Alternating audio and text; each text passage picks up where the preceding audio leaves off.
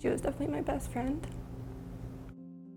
Haley and her mother talked or texted every single day. We were just texting about a random show that we were both watching together.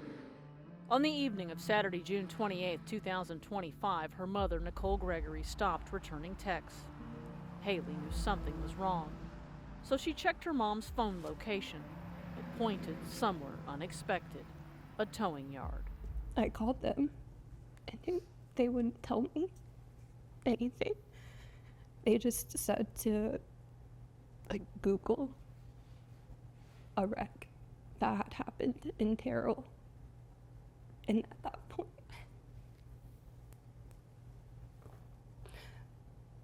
my heart just dropped because I knew something was up, something was really, really wrong. Nicole Gregory, along with 4 members of another family, had been killed when an 18-wheeler slammed into them in Terrell, Texas. It felt like my world stopped at that moment, and it still feels like that. While Gregory's family grieved, the Federal Motor Carrier Safety Administration did not shut the company down despite its history of extensive safety violations. Instead, the FMCSA was scaling back enforcement in the months prior to the deadly crash. And data confirms it. Enforcement cases are investigations where federal regulators take action against motor carriers for safety violations. In 2024, the agency closed 3,843 cases. In 2025, only 617. That's an 84% decline. For you to even be touched by an enforcement case, you've done something pretty bad, right? Zach Cahalan is executive director of the Truck Safety Coalition. The mission of FMCSA, quite literally, is to reduce truck crash deaths and injuries. An agency insider tells WFAA that after President Trump's January 2025 inauguration, new layers of legal approval created a backlog. And you can see it in the monthly numbers.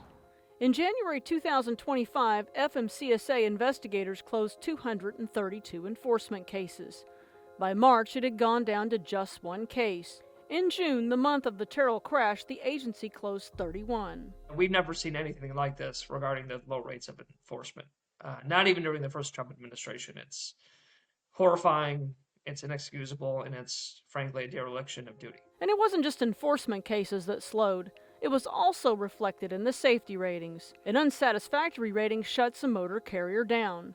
2025 saw a 92% decline, down to only 17. We have a lot of carriers that have no rating whatsoever. There's an issue. I realize it's unacceptable. Our investigative partner, WTSP in Tampa, caught up with the head of FMCSA, Derek Bars, at a trucking convention in Orlando. We were told by insiders that the agency put new requirements in place to move forward with enforcement against bad trucking companies, and it's created a logjam. Is there something changed in that policy? Legal sufficiency, making sure that everyone understands that you've got to make sure that you have evidence to be able to bring cases against somebody, no matter whether it's a criminal case or whether it's a regulatory case. You've got to have evidence. Closed enforcement cases are way down between 24 and 2025. Why is that? Well, I can tell you that right now, the investigation, we have to make sure that we have legal sufficiency for all of our cases.